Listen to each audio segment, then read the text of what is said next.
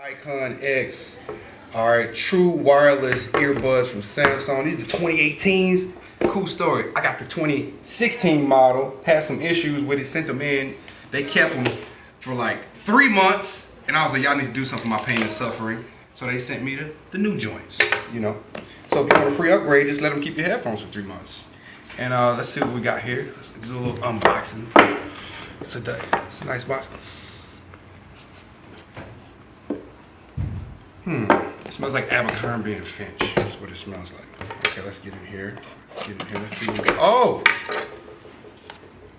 Very nice packaging, man. It's got a nice little charging cradle. A lot doper than the other one.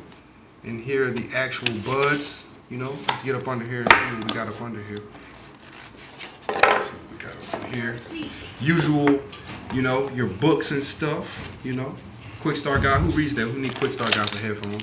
Got some different size earbuds for people with, you know, unnaturally large ears.